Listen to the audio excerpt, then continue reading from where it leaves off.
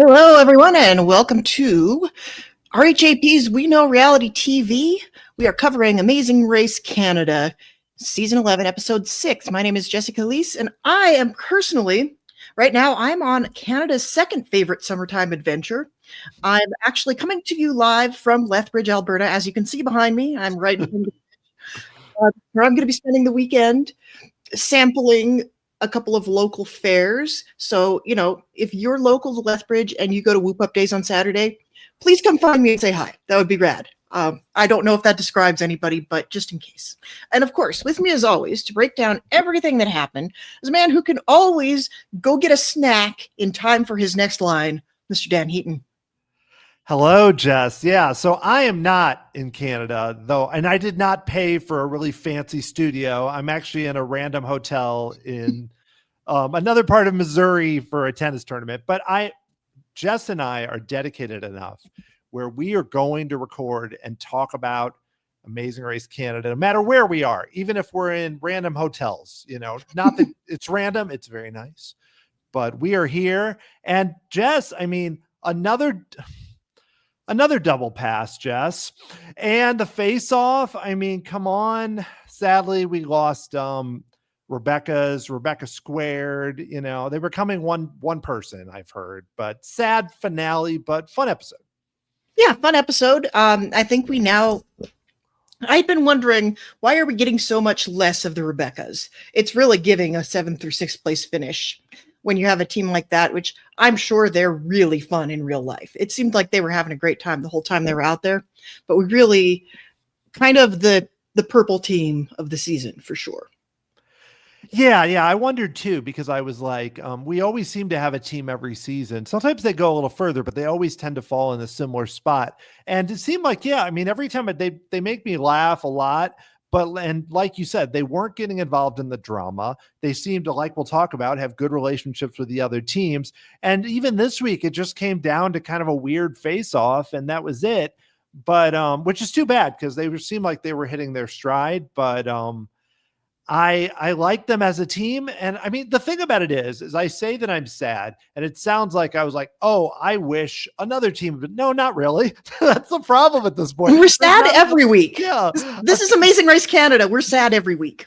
I'm not like, man, I wish Nippy and Magoo had gone out. Oh my gosh.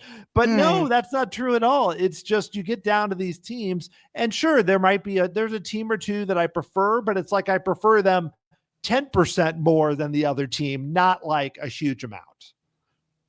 Yeah, I mean, it's hard to have favorites anymore. I mean, I think the Short Kings went out. They were my favorite this season. And that was pretty early on. So pretty much everybody's my favorite. We're not playing any favorites this week. And I think we've got a lot to talk about with regards to each of these teams. What amazes me, Dan, is how much went down on this leg, and then it came down to 15 minutes of face-off time in the end. And given what looked to me like a pretty big disparity between two detours, I thought we were going to have teams getting very far out of the way. And it happened like we had one detour finish a little bit faster, but in the end, it was not. It was. I think it had to have been 15 minutes or less between Nippy and Magoo and the Rebeccas. Yeah, because I think I was trying to really watch, because they made it seem like the Rebeccas and Nippy and Magoo were both at the goat yoga. And there was one shot. Yes. Where there was like it was actually Magoo. Magoo was like on the side of the shot, and then the Rebeccas were doing I don't know how to describe this. This is ridiculous. The double pose with the goat. But I think that was like, the show was really happy they got it, but I don't think it was super close. But again, not being super close again is probably 10 or 15 minutes. And like you said, it seemed like they did so much traveling, where not just the original flight. It was like, okay, you're going to drive 65 kilometers, and then you're going to drive 30 kilometers and everything else. And it just seemed like there were a lot of opportunities, not really in the task, like the roadblock, especially. And even the face-off seemed really fast. I mean, though more on that in a bit, but it's just that it seemed like there was enough, like teams could get lost, which we kind of saw, or everything else. Plus, with French speaking, teams could have a hard time with directions or whatnot. But yeah, it really just came down to the face-off. It's like, I think if the Rebeccas had won the last one against Nippy and Magoo, they probably are still in the race. It's probably, I mean, normally the face-off, I feel like the show makes a huge deal, but the team that's last often survives. Like we saw Louis and Marie in the penalty box. They survived that leg because they had time. Here you had two tasks, but neither one really gave you much of a chance to do anything. Yeah, it is really interesting to me. Like, we certainly saw a lot of townships of the Eastern Townships. And it was like, do a small thing, drive, do a small thing, drive. And it felt to me like we were setting up for a Nippy and Magoo ouster, because at the top of the leg, we get a little tiny personal story bump to the two of them. And then you see the Rebeccas teaming up with Grace and Joe and doing the murals together as a team, and apparently getting done much faster. I thought, oh, they're just circling the drain at this point, but no, they're still in it. They are tenacious. And from somewhere they got some more clothes, I think. Yeah, because I also was, and they showed that picture of their gorgeous dog at one point too, and because the dog was on the mural, and I'm like, yeah, oh, I'm sorry, this has been a really fun run for them, but you can see, I mean, the Rebeccas just again struggled with the trampoline park task. But I don't know, should we go to the top of the leg and talk through it? Because again, I don't want to jump past, a fun detour and a few other things. I did want to mention up front too, it's just something interesting. It didn't affect the leg at all. But from last week, I was looking at the departure times. Everything was close except Lacey and Celia, who were like an hour and 20 minutes behind everybody else. So what we talked about last week with the two teams being far back was really accurate. It didn't matter, but it was interesting seeing how far back they were, and everyone else was very close together. Right. And then they get on a plane and it doesn't end up mattering. Let's start up at the top of the leg. We have this detour that seems like one of the more unbalanced detours we have seen this season. We have stage fright and wall sight. And in stage fright, we're doing some sort of dinner theater situation with the worst dinner of all time. Like, I don't know about you, Dan. I feel like if I'm going to pay for a theater ticket and have a whole experience at a table and dining, I'm going to want something more than a bowl of pretzels and a donut. That's just a really odd collection. It was so cheap. It was so, like, I guess it felt to me like this is kind of our sponsor fell through situation, which, okay, speaking of sponsors, we're going to get to this in a minute. But first of all, I want to know, Dan, have you ever waited tables? No, never have. I have worked in food service, but it was at our local zoo. So it was more like they come to the counter or they come to the stand, but I have never waited tables. Though I will say, Jess, I think I could have figured out the table map. I think I could have figured it out. It wasn't that complicated despite not having waited tables. How about you? I have waited tables, and the table map is something you pick up in the first like half hour that you are working there. And then it's immediately like, once you've gone to those tables once, it's like burned into your skull, to the point where I worked at a restaurant when, like, summer after I graduated high school, and I waited tables, and I can still walk into that restaurant to this day, half my life later, and I still think of every table in terms of what table number it is. And it's just something like, after you've done it, you never don't know how to do table numbers. So I was a little bit interested to see EB not being able to do this, and getting the food incorrect, although he picked it up pretty quickly. It's not rocket surgery. I think the issue, I think they were kind of banking on people either getting tripped up by reading the French lines, or people not being able to deliver the food and get back up and remember their lines. But it was 4 lines of dialogue. It was criminally easy, if you ask me, even accounting for the fact that it was in French. And also, I don't know. I know that not everyone in Canada is fluent in French, but I really feel like you've passively absorbed enough French just seeing it on like product packaging for your entire life in Canada. It shouldn't bother you as much as it did some of these people. Yeah, especially Dimitri. He seemed to be the one. I love how Aiko was like, okay, let's practice. And he would be like, bonsoir. And that was like all he knew. He couldn't even Yeah. like, that was all he could do. But you're right. And really, I mean, I took French in high school, but I'm terrible at French. Anything I say on, no immersion, no, nothing like that. But I took 4 years, didn't hold up at all. But for me, I could say "Viva l'amour" without a problem. It's not that hard, or some of the words you could say. But I know when the pressure of the race is on. Also, I think Yeah. with EB and Blake, they were the first ones there. So of course, their coverage, like seeing them do it, is going to be the most of all of them. So we saw the mistake, but I'm sure some of the other teams probably had issues with the table numbers, but we didn't even see it because they're just like, okay, let's roll through these teams.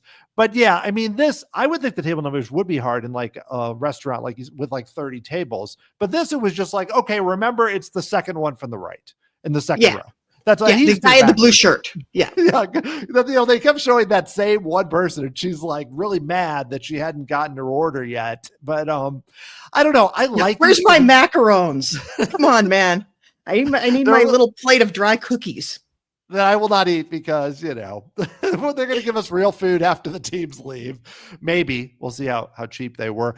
But I mean, I generally like this type of task in Amazing Race Canada. This is a real, I mean, not just because of French, the memorizing, the silliness. This is classic Amazing Race Canada. But I agree. I think the main difference here, the memorization was not the hardest they've done by far, but like you said, it was the whole memorize, serve, memorize. It was like two different tasks they do all the time crashed into one, basically. Yeah, basically. I've never done dinner theater before. Is this something that happens? Like you get up on stage and give your lines and then you have to go serve the food as well? I've heard there's like an interactive component. My friend's husband was just in a dinner theater show that we ended up not being able to see. And I got the impression that there was like some amount of improv involved, but I did not know that like if you're playing waiter number 2, you have to also be a waiter in real life.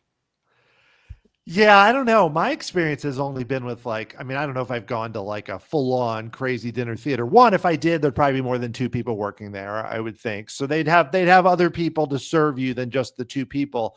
But also, yeah, I think of it more like improv, where you have kind of the people that are kind of like they're serving, but they're really actors having fun. And then you kind of have the people behind them that are like, okay, here's your drinks. Here's your food. Yeah. We're not really the actors. But I'm sure it varies. I think here, I think they kind of had the vibe, but I'm sure if I went to a dinner theater and there were only 2 people and they were like going to say a line, then bringing us food, then going to say a line, I would be like, why did we pay like $100 for this? They have to have more people in the back. I don't know. And I'm getting pretzels. I don't understand, Jess. Yeah. $100 for pretzels. That seems like a ripoff, even if it's $100 Canadian. But honestly, though, I think who better to wait tables than a bunch of actors, because every single actor that you hire has waited tables before. That is true.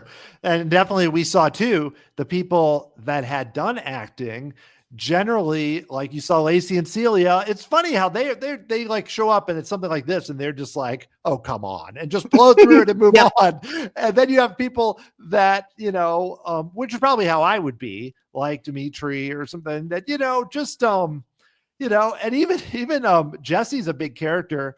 He was struggling a little bit for a moment, but then of course, Jesse, way over the top with his, he's really got the right spirit of the dinner theater by the end. They were very fun. But yeah, it's weird because you look and you're like, this is much harder than the murals. But I actually think the murals, why am I having a hard time saying that word? Oh, they took longer, actually, I think. And I think that if you were doing it on your own, that might have actually been the worst choice, which is not what I thought up front.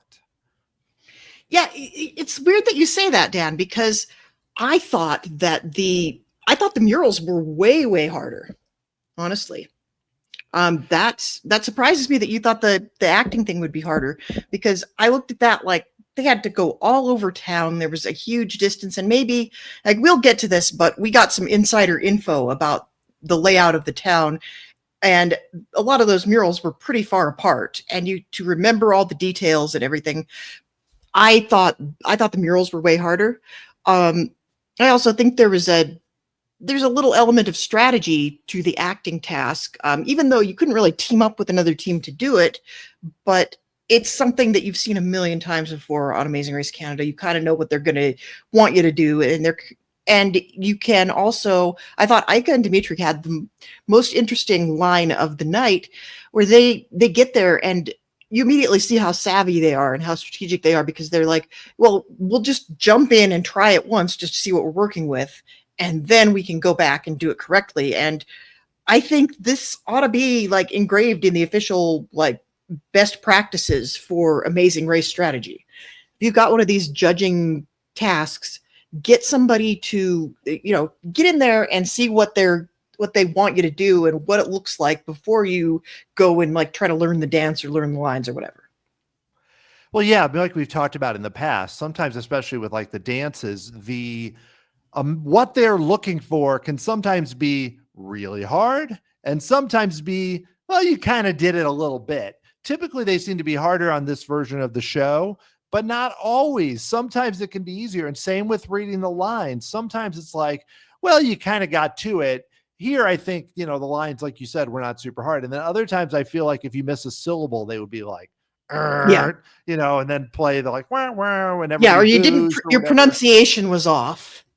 Right. It's got to You be didn't up show on enough your energy. nose. Yeah. Yeah, you didn't sell it. You weren't, when you said Viva l'amour, you need to like have a smile on your face. You need to like put some oomph into it. Yeah, but the murals, I mean, there's strategy there too. I think it was very smart for the Rebeccas to each take 3 murals with Grace and Joe.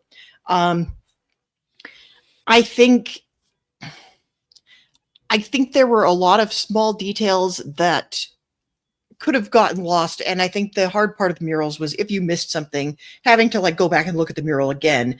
It could be a 10-minute walk to get there and 10 minutes back. I think that's where the bigger difficulty came in. I think it's at least as much memorization and a lot more movement.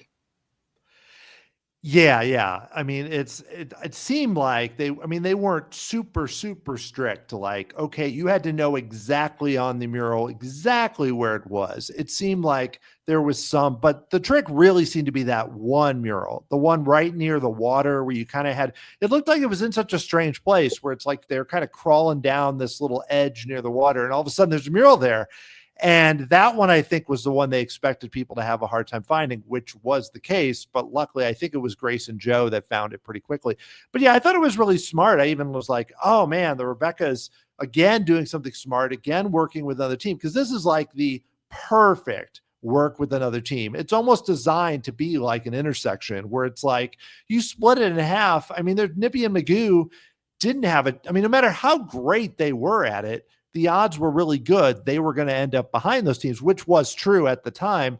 And you saw Grace and Joe too right away. Yeah, you could tell that these teams probably had talked about working together before. There was no like, well, I don't know, they're a competition or whatever. These teams have the right idea, and we've seen it multiple times from both teams, despite the sort of fake drama about the past with Grace and Joe. They are more than willing to work with other teams also. Yeah, I wanted to know, and I think maybe Amazing Race US season 13 poisoned me forever when it comes to tasks like this, where there's like a little bit of guessing games, like putting things in the right order and coming up with the right answer. But if you're missing one item and you know what the item is, could you just stick it on each one of them in turn and get the judge to look at it? Is this right? Is this right? Is this right? Is this right? That could very well be what they did here. But I always think back to that one task in US season 13 where they're in Brazil in this field and there's all these murals with all these words on them, and all the task says to do is find the phrase to get the clue. And what you had to do was just read every phrase on every wall until you hit the right one.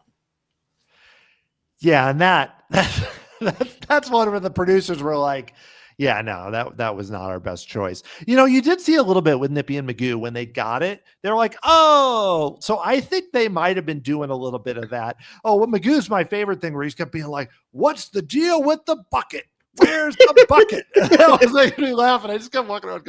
I forget the exact line, but it was something like, we need to find the bucket. But overall, I think that they were, I don't, I'm not saying I think what they were doing was really smart, but it seemed like they might have had a little more trial and error. We might have seen it with the other teams too, but as is typical with the Amazing Race Canada, at some point you have to kind of figure it out as you go along, because the show is just moving forward. Yep, we're jumping ahead, and we are jumping ahead and double bouncing because, Dan, the scream I scrumped when they showed the trampoline park, because this is quite famously going back to the very first season we were doing this, I believe. It was 3 or 4, I can't remember, but I think it was 3. It was Brian. Yeah, right? The very first season we podcasted. Yeah. Dan lost his entire mind over this trampoline park, and we talk about it at least once a season. It comes up like, well, this task was lame, but it's not as lame as the trampoline park. Well, I just remember. Go ahead. It's the ultimate, it's the platonic ideal of low budget, lame Amazing Race tasks. Like, you open a clue and it says, make your way to a trampoline park in Saskatoon. I feel like that's like bottom of the barrel. It's like everything about Amazing Race Canada that sets it apart. It's the low budget. It's the quirkiness. It's the constant punchline that we can come back to year after year after year for the decade plus that we've been doing this. And I almost feel like this is a personal callback. I feel like they are shouting us out here, Dan. They might, and actually, I haven't brought it up this year, even thought to bring it up, which is funny. But yeah, the thing is that it's the perfect example of something where you're like, really? And to think about, like, there's a trampoline, like a place like this. It used to be called Rock and Jump. Now it's called like Sky Zone. It got bought out, which was literally like 3 minutes from my house. My kids have gone to birthday parties there. Etta, first thing she sees it. Oh, that's just like Rock and Jump. That's not a great sign on your business, Canada. I'm sorry. It's like, it's right next to Aldi, and this is the level we're at here in the strip mall. But, I remember that task was saved by Brian just being so ridiculous, like jumping around. There was nothing like that this week. It's sad. We didn't even get somebody being awesome at the trampoline. No, well, this was actually, with one exception. This was mostly lame here in that it reminded me a lot of tasks they do on Survivor, especially Australian Survivor, where they love, because that's always like brains and brawn and titans. It's always like this, contenders and sports people. And they always want to make them do this on the water. And then the big people always just knock the other people off. And it's a whole thing. Yeah, this is a pretty classic. It's Schmurg and Brawl adjacent, I would say, right? It's like, we're going to put head to head. We're going to have the big people shove the smaller people off. This is a time-honored tradition. Even going back to season 2 of The Mole, there was a task that involved people like shoving each other in water, and, shoving each other onto a trampoline, slightly less exciting, and it wasn't exciting to begin with. I will say there was one moment that made me crack up a lot. And this was Lacey going up against Joe, who's like twice her size. And so she is cowering at the far end of the beam, like trying to stay out of his reach. And he just takes the end of the battering ram thing and swings it like a bat at her. And they're both like cracking up at both of them really not playing this the way it's intended. But he ended up, like, I think he just kind of like a stiff breeze blew her into the trampoline at that point. Yeah, he also did the Karate Kid pose right before that. So yep. The thing is, that's what I was thinking of, is like, this was lame because half the time people just like kind of swung it a little bit and then somebody just stepped off. And I was like, what? That was like the players did not really want to physically get into it. I mean, you saw, E.B. and Blake were like, yeah, Jesse and Jonathan, we get to show our might. And it was like, no, that was kind of lame. Okay, here's my question for you, Jess. We only saw one player go against one player. And to me, that was really stupid. And they were alternating. Do you think they did like a best 2 of 3, or they both had to compete and then the first that won 2, and the show just condensed it like a la Survivor, just condensed it in the way they did that? Because to me, I feel like they should have had at least both players compete every time. It felt kind of lame if it was just one competition. Oh, Rebecca fell off, you're out. It's like, no, they should have a chance to all battle, I feel like. Yeah, well, it seemed like they were switching off. Like when Jesse and Jonathan, like when Jesse failed to do it in the first round, then it was Jonathan going up in the next round. So I think you could alternate, maybe. Yeah, I think that's what it was. It just seemed, I think what made it seem so lame is one, there would just be like EB and Blake versus Jesse and Jonathan. Here we go. Let's do this. And then it was just like one little contest and they're like, easy win. They went on. And I was like, that is the biggest letdown. EB and Blake are like, we're the greatest. And you know, they won. Props to them. But I feel like there should have been something. I don't know. I mean, either A, they designed it poorly and they should have had it be 2 of 3. And if you win 2, you're done. And then if it's 1-1, they do this on the challenge a lot. Like when they have pairs, they'll have it where it's like, okay, the men go, the women go. I mean, I didn't want that to be this way, but I'm just saying. And then the third time it's like, okay, we flip a weird coin or spin. There's always something strange. Yeah. You spin a wheel or whatever. Or you choose your champion. Yeah.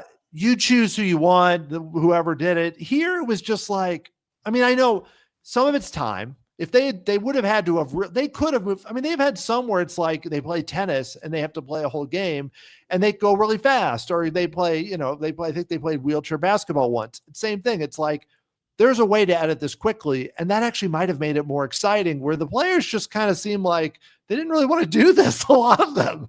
Yeah. Really phoning it in. Well, I think they were worried about hurting each other, which, it's very sweet of them to think about it this way. The Rebeccas really just could not get this. And I think the one thing that saves this from being completely disappointing across the board is the fact that in some of these face-off / double battle / head-to-head situations, depending on where in the world you are airing the show, you have it where like one team goes up against another team. The team that loses wins the next one. The team that loses that one wins the next one, because once you've done it once, you get the hang of it. And at least in this one, I think some of the surprise that comes with the head-to-head / face-off, I don't even know what country I'm in anymore. It's being in Canada. It's tripping me up. I think some of the difficulty with this, I think some of it that made it interesting to watch was the fact that one team ends up being singularly bad at it to the point where they lose 3 battles in a row and it ends up causing their ouster. So I didn't hate that. I think that made it at least a little more exciting, and at least it had something to do with how we ended up finishing up. Right. And like I mentioned, I think earlier, some of the times you do feel like the face-off can be fun, but then they go to the next task and everyone's there and it's like, did it really matter? We're here. I mean, you had Lacey and Celia also struggling. Like you said, it wasn't the order. We had EB and Blake win, the Jesse and Jonathan, but then Lacey and Celia also lost to Grace and Joe, like you mentioned. But then they beat the Rebeccas, and the Rebeccas actually, got there before Ika and Dimitri and Nippy and Magoo, and then basically lost 3 times. So in a way, you can be like, I felt bad because it was kind of a weird task, but it wasn't like, again, they showed up last. I mean, they did have opportunities, regardless of if it was at a, trampoline park doing jousting that they were doing, or whatever you want to call it, walking on balance beam, basically. Yeah. And I think I really don't think anything else that happened this leg was terribly difficult. I think we can agree on that, right, Tam? I mean, there's a little bit, especially after the face-off. Yeah, after the face-off, I feel like we didn't really have much. I think they knew this was going to happen too, and this is why we get the double pass in between these next 2 tasks, because they knew that these were not tasks that people were going to struggle with in any way that might affect the order. So then we go to the roadblock, which is, I'm not a cyclist, admittedly. Like, I can ride a bike, but what was the difficult part of this, Dan? You're supposed to be riding on the incline and kind of tilted sideways. Was that it? Yeah, this was really stupid. I mean, it was, yeah, I think the whole point of riding in the velodrome, I've never ridden in a velodrome before, so I can't tell you, is that because of gravity and because you're up high, your tendency is to move towards the middle. And so, we kind of saw this a little bit with the first one, but with EB, but really, I mean, he felt the best. The Yes. highlight of this is EB just randomly Yes. falling down and his brother being like, "What are you doing?" As his brother's going, EB's going to kill this. He's so awesome. EB at the same time, according to the edit, is falling down. But beyond that, it's like, I mean, here's the thing too. Oh, also, I got to give John props because John was all over doing these tasks. John doing the cycle, but John's riding with all these other people.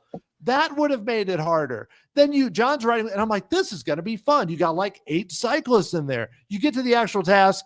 No, they don't want to pay those guys. It's just the racer, and the racers aren't even together, which I don't know. The teams were kind of spaced out, but I don't know if they would have let them ride together anyway, because it would have been unfair. Whoever was to the inside or the outside, you run into each other. So they probably were going to be separate regardless. I mean, it just was kind of like, I think it's kind of like if I was doing it, I'd be like, this is kind of cool. I get to cycle around a velodrome. This is fun. But for the show, in terms of any type of competition, I bet you most teams did this about the same amount of time or close. I mean, Dimitri was like hauling, but everybody else was about the same. Yeah, and I thought that the clue said that you had to ride outside the blue line the entire time, but then we see Celia definitely going inside the blue line at some point, so there wasn't even that.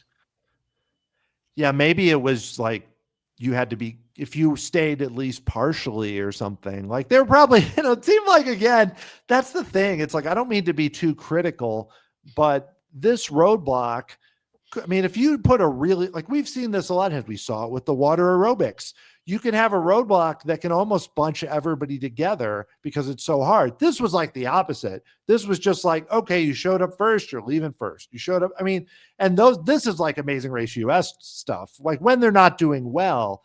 And I just feel like this needed something else. And I'm not even sure what it was, because when you're riding around that velodrome, you can't make it so hard. You can't make them jump targets because then they're going to fall off.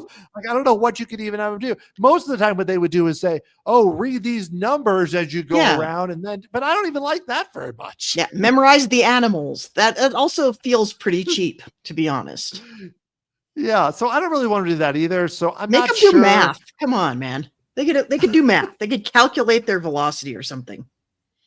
Yeah, because we saw that earlier where they did something where they were riding on the mountain coaster. Oh, yeah. And the way they made that interesting was they had to count how long they were on it. Now, granted, they don't want to do the same thing, but something kind of like that, where something that seems like you don't want it to be everybody just going, woo, this is fun. Like when they ride in race cars or whatever, those tasks, So here they needed something else. I'm just not sure what it was, but I agree with you. I was like, why are we doing the double pass again? But like you said, even though that didn't end up, saving anyone, it could have. And I think that's what they realized pretty quickly. Oh, we're kind of in trouble here. We love the goats, but we did some testing, and whoever's last on the face-off, they can't come back. So at least let's add some strategy and maybe if things work out somehow where Nippy and Magoo would have to be, nobody's ever going to pass Nippy and Magoo. But if they were the one who got chosen second, that is the only way, really, I think it could have mattered. Yeah. If the second to last team at the face-off ends up getting the pass. And again, Dan, you've gotten in my head with this, like, it is the opposite of what happens is you have to be passed. You are not passing. And when you pass someone, you are already in front of them. So you cannot pass them. It is a terrible name. And every time I see it, it makes me like 1% more angry. And I think it's your fault because I don't know if I would have interrogated it quite as hard, despite the fact that I am nominally some sort of subject matter expert. Viewers or listeners, if you did not hear or see last week's podcast recap, go to that and listen, because I don't want to go through it all again. But and we didn't see as much of that because the last week it was like the first one. And it's like, oh, this time though I did find it interesting sort of. But you know, here's the thing. Part of me, speaking of the past, EB and Blake get to the passport and are like, of course they pick Jesse and Jonathan. Everybody knows it. Normally I would be like, oh, that's silly. You got to try and pass somebody you think gets eliminated. You want to pick someone in the back. But given how much money these teams are winning, I'm like, yeah, go for first place. Yeah. I mean, forget about it. I'm not going to make fun of a team for trying to get first when they got $15,000 at a trip. It's like, come on. Yeah. So if they passed Jesse and Jonathan, they were going to win the leg. Unless there was something really weird coming up with the goat yoga. I know part of it, it's the competition and all that, but pretty smart. I don't know. Yeah, I'm not mad at it. Like, I think having these oversized prizes really kind of ups the excitement. Like, those early seasons of Amazing Race, you had teams kind of like getting all up in their heads about, I must get first place every leg just because it's the thrill of victory. But we used to make fun of it because it's like, it doesn't matter how many first places you get if you don't get the final first place. And here it's like you could end up with like $50,000 at the end of this, even if you don't win the big prize. So yeah, you cobble together your own trip around the world from all these cool places that you're getting sent and collect those sweet boost checks. It's great. But yeah, let's talk about the goat yoga, because goat yoga is something that I became familiar with because of Amazing Race, because we did have a team of people that I don't know how well they actually knew each other, but because they both had goat yoga in their application, they end up getting cast on Amazing Race and lasting for 2 episodes and packing an entire season's worth of goat puns into those 2 episodes. Teams have goat to be flexible is not even top 10 goat yoga puns, John. Trust me, I've heard all of them. Oh, well, John participated in this one too, from what I remember. But, even though I knew about the goat yoga from that team, which they barely survived the first episode. That was by a miracle from what I remember. I think I still found this was one of those. It's sad because it's the last, task in an episode and impacted, but this is one of those which I found funny because the racers, it's impossible. The racers were laughing and the whole thing. And this was one of those that just like silly task. And I'm okay with that to a point. I don't think I think the teams all did it in about the same. It didn't seem that hard. The only one that seemed a little hard is when you have both you and your partner and then the goat on top. My favorite is that one goat that got jealous and knocked the other goat off of one of the people, which I thought was wonderful. But, and at first I was like, why are the goats? And that's like, oh, they're giving them food. Of course, that's why. So it was funny, Jess, but I guess funny's okay. Funny's better than boring. It was better than the cycling. Yeah. Which team did not quite get that it was goats at first? Like they're driving and they read the thing about you have food to give to the kids. That was Lacey. Lacey just kept, and the thing is, they're the only ones who referenced the fact that the clue said the kids. And so I guess that's what the clue said, but I love Lacey. And I love Lacey's like, I don't think this is actually going to be children. Like when she read about giving them the best. food, it was the best. And she's just like, and those two are really fun. And, they were cracking up doing it. Yeah. But, also, they got the largest goat on them when they were doing the partner pose. And I was like, that goat is bigger than they are. And again, like, you could get the baby. Some of them got the baby. This was not the baby. This was the mother goat. Just the goat of goats. Yeah, Jesse at one point is just like, that sounds like a great way to spend the day. That was his response. Totally deadpan. Yeah, and you saw though, Lacey and Celia basically were falling down. It didn't really matter. And I'm not blaming the show. I'm just like, this was a funny thing to do. And I remember the US had them do beer yoga, but it was non-alcoholic beer. That was disappointing. Which disappointing. I understand the show can't be getting their contestants, but they've had them drink. I think they've had them drink beers. No, they serve beer. They never really. Yeah. I guess there was one where they a shot. Yeah. There was one where they had to do a shot, and there was one where they had to serve beer, and then one of the guys kept drinking the beer, even though he was not supposed to. Yes, that was Gus. very memorable. But you know my feelings. I feel like I think the greatest face-off of all time would be beer pong, but that's just me. Yeah, or just chug a beer. But the danger there is you gotta Well, then you have to drive. it's yeah, that too, but it's also kind of like with having a meat eating when you have a vegan, you gotta be careful because not everybody drinks for a variety of reasons. So I don't know if it really work. I push for it more, in the early seasons, but I guarantee it would be more exciting than what we saw this episode. Yes. But yeah, I mean, the Goat Yoga, it was fun, I guess. We think we got to point out that the Rebeccas get the Desjardins assist. And also, speaking of Desjardins, Dan, we failed to talk about the giant CGI Desjardins ad that they slapped on the front of the theater in the establishing shot way up top, because that was egregious. Yeah, and it was weird because at first I'm like, well, this dinner theater is not showing Desjardins or something. I mean, John Montgomery didn't show up in the middle of the dinner theater and be like, John Montgomery, what are you doing here? Or something. They didn't. I just brought you some pretzels. Yeah, to be like, John, do you work here? It's like, no. But I understand. Desjardins obviously helps to make this show happen. Desjardins and Boost and Expedia and Chevy and everything else, they all make this happen. The Smurfs movie made this happen. Canada's favorite Fuse. Yeah, Fuse. Yes, Canada's favorite. I like that Boost got a shout out though from Blake. Blake's like, Boost, shout out. And I'm like, yeah, that's not something he ever drinks, but he'll take their money. I mean, I understand. Yeah, I think I would chug a Boost on camera for $5,000. Probably for less than that. $20, sure. No, but yeah, so I don't know. We look at Evie and Blake won the leg. They were very pumped to beat Jesse and Jonathan. Not my favorite storyline, but I get it from their perspective. Lacey and Celia rebounded well. Beyond that, I like how Ika and Dimitri, he really struggled, but they hung in there. I don't know. Nippy and Magoo sixth, but sad to lose the Rebeccas, but fun team. Yeah, fun team.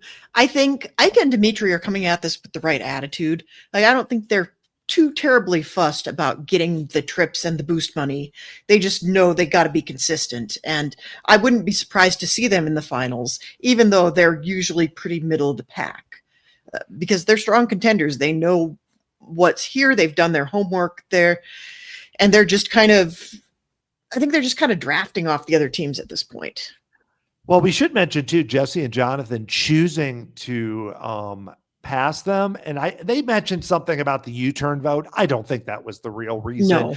I think it was because they know they're strong. And actually, it did play a pretty big role because Ika and Dimitri got lost going to the board.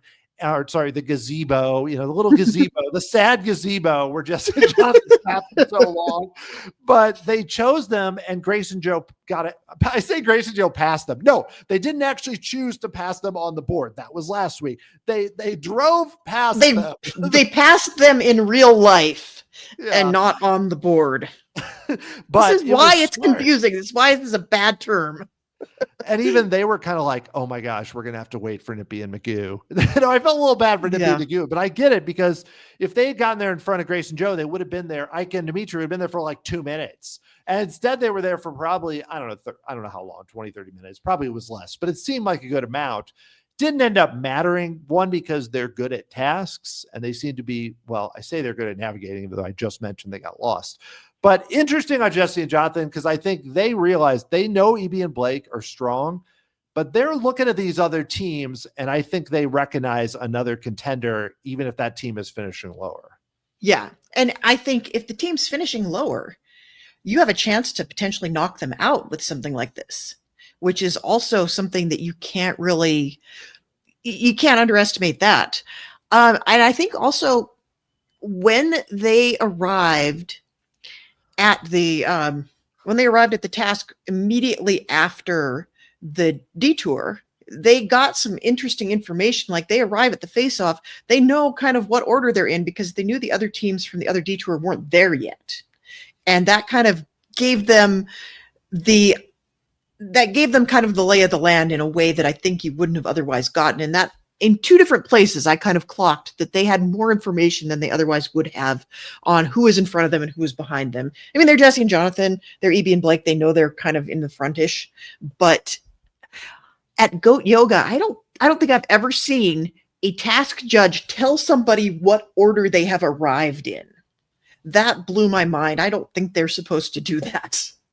Well, no, I'm sure teams always ask, and usually they're like, well, there might have been some other teams around, but they're usually a lot vaguer. And also I should mention, when Jesse and Jonathan were at the Detour, that was when Dimitri was really struggling with the language. Yep. So they could easily look at it and not only think, okay, they're behind us, but think correctly, they're pretty far behind. Now, granted, they would have been fourth to the board, or whatever. But because they got lost and, so it wasn't as much, but they could have easily thought they might be sixth, like we talked about, or seventh. And if you're last, I assume from what I remember, I think if you pass the team that ends up arriving last, they just like wait a certain amount of time. Yeah, I think so, which is why it's dumb. Like if you're in last place, you just have to wait until the cleaning crew comes. I don't know. But anyway, till the next season, they come by and bash you. They're like, okay, you're good. Yeah, John has to come and eliminate you at the mat, like he's Phil on a tight schedule. So Dan, I think that's all of the notes I have on this episode. Do you want to get to a couple of questions? Sure, yeah. And I know we recorded our recording's been kind of weird, so I know we didn't get as many questions, but I did want to address one. Brandon Harder from Facebook said, do you think this was the worst face-off in Amazing Race Canada history? And at first I was like, no way, there's plenty that are worse. And then I went and I looked through all of them, thanks to like Wikipedia and everything else. I didn't remember all of them. I remembered some. The ones I remember are typically the good ones, like curling, or they darts, beach volleyball, darts. There's tennis was okay, but the scoring didn't make any sense to me. But so I think, Jess, as I've looked through it, I'm going to name a few others that I think were kind of stupid, but I think this is the worst one. So we had the very first face-off in an episode called The Face-Off. Season 3, episode 5 is where they did the polo hockey, which that one is a candidate because two teams took 4-hour penalties. And because they did, another team, Nick and Sabrina, showed up and there was no one there and they just went on. So that was kind of a mess. I wondered if they were ever going to do a face-off again at that point. But then they did one later in the season, the curling, that was great. Yeah. And I think, to be fair, that one would have been cool if it hadn't been like negative 10 degrees out. And if everybody had done it, it would have been cool. True. And Neil and Kristen, I will say later, Kristen took another penalty because she was cold from sand. And granted, I think she was feeling really terrible. So I don't want to be critical of someone who was on the show 10 years ago. I don't think she's listening right now. But and Simi Inope was just like, I think he just could not. But you had a lot of people that season who were afraid of water, as I recall. Yeah. So that's a good candidate. But I feel like you said, I don't think there was any way this one in this lake could have been cool. So we had a couple others that were both kind of similar. These were more they're kind of like they took a task we see all the time, like, hey, look at this, and then recreate it. We had one in season 7 where it was food and they got to choose wraps, rolls, or pizzas. They got a minute, then they had 15 minutes. Kind of clever. I don't know. It's not really a face-off. It's just like they both do something and who does it faster. And then season 9, episode 4, they had to do a tent, which to me, I remember being very boring. I don't know if I didn't go back and listen to my reaction, but it seemed kind of boring. But again, they're trying different things with those, Jess. I don't think they're worse. They're not worse. I think anything at a trampoline park automatically goes to the bottom of the pile. Yeah, unless they could have brought Brian in to just jump around behind them or something. Could he be the task judge? I don't know. What's Brian up to these days? I don't know. Brian and Cynthia. Oh, they were fun. Possibly my all-time favorite Amazing Race Canada team. I mean, they're up there. I don't want to go down that road, but they're a team that I don't think we reference very often, except for about this task. But we're funny the whole time. I mean, we're very entertaining. She was very quiet. He was very spastic. But it worked out okay. So I don't know. I think that's the worst. I don't know if you listeners have another face-off from Amazing Race Canada. I mean, we're not even getting into the US head-to-head. I'm not doing that because a lot of those would go, sorry. Head-to-head. They weren't called double battle at that point. I was trying. There were double battle in Latin America and Norway, and I want to say one other place. But yeah, they are head-to-head in the US.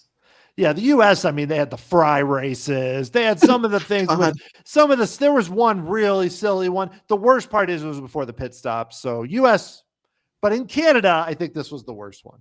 Yeah, I think I would co-sign that. But any excuse to bring up the trampoline park again, because I think it's maybe my highlight of every season is when we go down the road of, well, that was lame, but at least they didn't go to the trampoline park. Well, this time they did go to the trampoline park, and it was kind of lame. We got more of a comment than a question here, and I thought this was really fun and really useful. So I want to encourage everyone out there, if Amazing Race Canada goes to your town, give me all your inside dirt. I want it. I crave it. So shout out to Gregory McBean, who slid into my DMs and said, Amazing Race Canada was in my town tonight. I took a couple notes for the pod this week. Feel free to use or ignore. Oh, I'm using them. I'm very excited about this, actually. He says, Sherbrooke is 2 hours from Montreal. We are not Montreal, no matter how many of the contestants said so. It's all Quebec, I guess, to them. He says the murals are not close to each other. Some are a long walk. And that was what I had that in the back of my head because I got this message before I saw the episode. And I'm just thinking, oh, you have to walk from one end of town to the other every time you're figuring out what's on the murals. That in my mind made it a much harder task. But I don't know. I think they called to two very different skill sets, and I don't mind that. He says, Grace and Joe were way off the path for a while. And we do see them asking for directions and being told they're an hour out of the way. But Gregory thinks they were maybe 20 minutes in the wrong direction. They went the complete opposite way on the highway until it ended when they asked directions. And then he says that he had a coworker in the audience at the theater, so that's pretty cool too. So thanks for all that insider info. And I thought the location came off very well, if some of the tasks were a little bit silly. Yeah. I think that that's really helpful info for sure. But yeah, Grace and Joe were so the wrong way, at least, that the guy didn't even understand. He's like, how could you be asking me to go here? It's so far away, the guy that they asked. And that was kind of silly in itself. But yeah, it always is helpful to get the background because especially with the murals, it's really hard from watching 3 minutes or 4 minutes or whatever that they show to really figure out geographically where everyone is or how it works. So that's helpful too, to know they're far apart, because that even adds more to the fact that it was harder. Yeah, it's very helpful context. I think my favorite example of this is US season 7. They go to Santiago, Chile, and then there's kind of 3 locations. You have 2 detour options and then a pit stop. And a couple of years later, I'm in Santiago and I'm clocking all these locations that I saw in the show. And I realized that one of the detour options happens to be basically next door to the pit stop. And it's how would you even know that? It's like you kind of drew a lucky card there if you chose to do that one instead of the other one, which was 8 blocks away. And it's just little insider information about that stuff. It's why we spend too much time on Google Maps, but it's useful to know anyway. Yeah, for sure. And it also, I think the show sometimes will do that, and they think, oh, the one that's really close is easier, or the opposite. The one that's really close is harder, and the one that's further away is easier, but it doesn't always work out that way. And also, it's really hard, I'm sure, to know how long it's going to take teams to get from one place to another on a certain day, even if they go the right way. So I think they try their best, but like we've seen it's sometimes you'll see everybody who does one detour just finish 1, 2, 3, 4. I think Canada in general does a pretty good job of that not happening. We haven't seen a ton of really unbalanced detours, because even we saw it with this episode. Grace and Joe and the Rebeccas worked together, but they were not in first. But if they hadn't, I think those 3 teams probably would have been the 3 in the back for sure. So that was kind of unbalanced, but it can really vary. Yeah, I think so. All right. Have we covered everything we wanted to cover here, Dan? Have we goat everything? I think so. It's weird because there were a lot of tasks and things. When you have an episode with the face-off and the double pass, you think, wow, there's going to be so much drama and back and forth. But because some of the other tasks were kind of like, I mean, not again, I enjoyed the goats, but we're not like, there wasn't a lot of shifting of placements like we normally see on the show. The second half of this episode without the pass, it was still fun, entertaining, but not as much for the competition of it. And I think this is probably an exception to the rule. I think they hoped with the pass, and unfortunately it did lead to some, but not as much. Yeah, it ended up kind of a swing and a miss on the pass, but that's okay. You can't win them all. I thought very fun episode overall. Most of them are fun, even when they're silly. And sometimes you just get one that's a little bit more silly than usual, but we very much enjoyed talking about it. And of course, we would love to keep talking about it. So if you have thoughts about the podcast in general or about the Amazing Race Canada, let us know. We have several ways you can reach us. You can hit us up on the social media. I'm over on Blue Sky a lot at Jess Liese, and you can hit me up on Instagram at Haymaker Hattie. And Dan is at the Dan Heaton on both platforms. We also have a Facebook group. If you go to robhasawebsite.com/tar group, that's a shortcut to it. You can also search Amazing Race on RHAP, and make sure when you apply to be in the group, fill out those questions, because otherwise I'm just going to reject you because I'm going to assume you're a spammer. So we would love to get you on the discourse there. We are up close approaching 1,000 people. They don't all watch Canada, but we're all very excited to talk about Canada. There's an active thread every week, so join us there. I want to give a shout out to everybody that wrote in this week and everybody that's been writing in all season. We love getting your questions, and we love using them on the show. We love talking about them during and after the show. Thanks to Dan, of course, for joining me every week on this very fun season of Amazing Race Canada. Thanks to everybody behind the scenes, and we will see you next week.